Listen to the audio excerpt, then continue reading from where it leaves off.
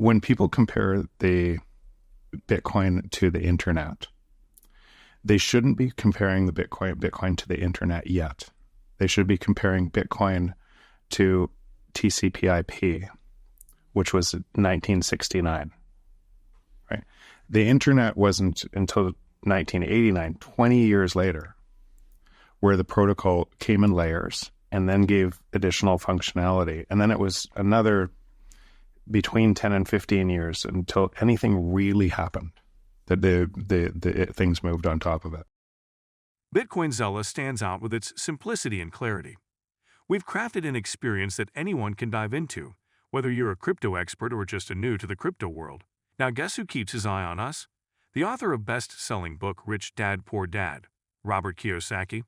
And we want to take this opportunity and thank all the people who trusted us, and we read every comment. And the best part, it's free. Subscribing now means you will get all new information for free.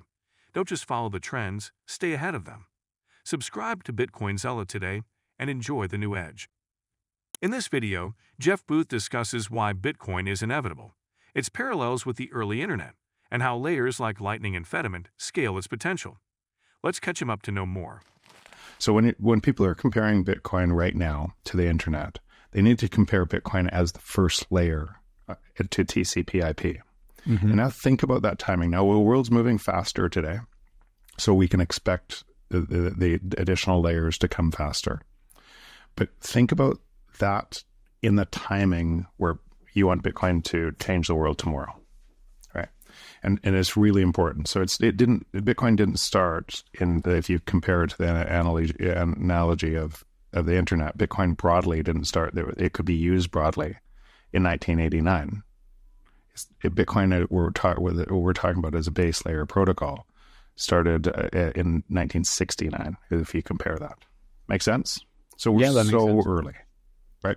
We're extraordinarily early, and just like the internet evolving in layers, Lightning Liquid, call it 4 or 5 years ago, and so comes actually. Well, I'm going to go back. And then what happens on those protocol layers is they ossify. They get harder and harder and harder.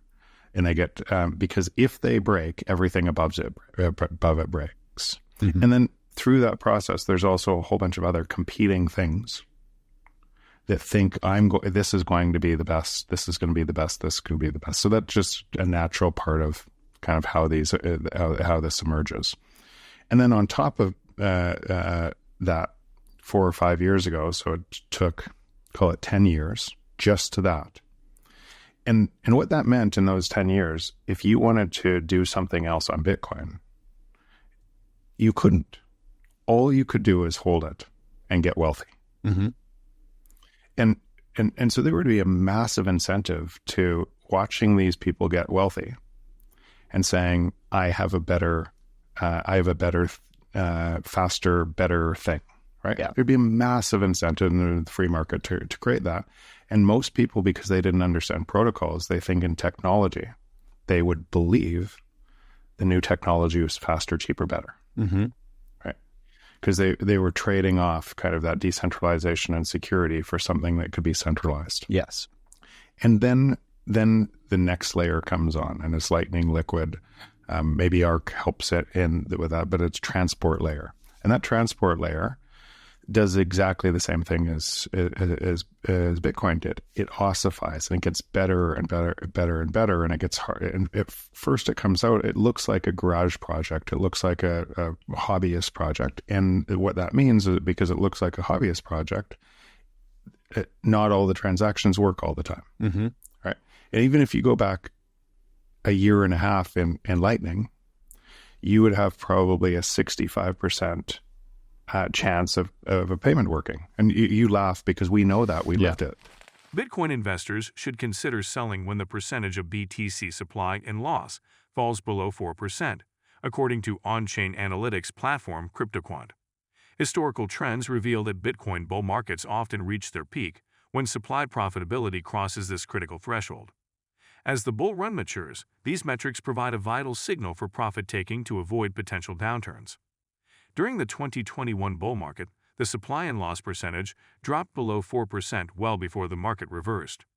CryptoQuant contributor OnChain Edge emphasizes that this figure serves as a reliable indicator for transitioning from accumulation to selling. Investors are advised to use the dollar cost averaging (DCA) strategy to gradually reduce exposure as the market approaches this profitability milestone. By selling systematically, traders can sidestep the volatility that often accompanies peak market phases and secure profits. As of December 12, the percentage of supply and loss hovers around 8%, suggesting that the bullish trend still has room to grow. Meanwhile, unrealized profit ratios among Bitcoin whales remain modest, currently around 1.2, leaving space for further upward momentum. Despite potential targets of $110,000 and $120,000, analysts stress caution and preparedness as Bitcoin approaches critical profitability levels. And today it's over 95%, and it's increasing. But payments need to work all the time. It needs to be 99.999. Mm-hmm. And so you have this payment network now on top that people are still looking backwards and thinking it doesn't scale, when it's scaling and it's ossifying and it's getting better and better at an alarming rate, where you don't have the trade-offs of another token or anything else and the cost of something else. You have something embedded right into Bitcoin that is going to move to 99.999 as it ossifies. So that becomes the second layer. And protocols are winner take all. There is no other thing, right? There is no other internet protocol. You have a choice: be on it or don't be on it. Like electricity, build on top of electricity, utilize electricity, or you utilize manual labor, right? And proof of work, electrical work, or use it. And if you're building on top of that, but you don't have a choice, it's imposing that choice. And then third layers, or it's 2.5 layer, like Fedimint or Nostr as another layer. And all of these are interoperable between each other. And that means the interoperability as well gives somebody can build onto it without having to build the entire protocol stack. They're just utilizing components of the protocol stack that they want, and it's all interoperable together. So the speed of the adoption increases faster and faster and faster. Now, when you're looking from the outside and you're not inside it, right? We're inside, we're watching, and remember, as a VC, we see everything. Yeah. Right. We've seen 1,000 companies, and we've seen across all of the space and everything else. So when you're looking broadly across the space, you realize most people don't understand what I'm saying. They're looking backwards and seeing some token project that can solve something that's already been solved in this protocol stack. But because it's so early, because Nostr is so early, and it's ossifying, it's getting better and better and better, they're misrepresenting what's actually happening, and they're looking for something else that's already, let's say, ready, but it has different trade-offs in centralizing. The expiration of $2.7 billion in Bitcoin and Ethereum options contracts marks a significant moment for the cryptocurrency market, potentially influencing price movements and trading dynamics in the short term. A total of 21,000 Bitcoin options expired with a put/call ratio of 0.83, highlighting a slight skew toward bullish sentiment. The maximum pain point for Bitcoin options was $98,000, aligning closely with the cryptocurrency's recent price consolidation near $100,000. Despite this, Bitcoin remains above critical support levels, such as the 50-day EMA, suggesting that bullish momentum is intact.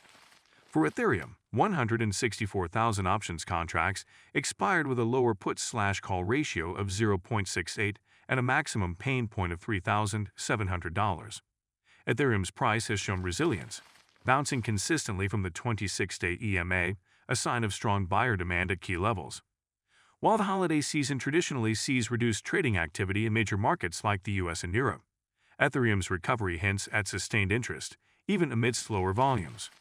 The expiration of these significant contracts could lead to short-term volatility as traders adjust their positions.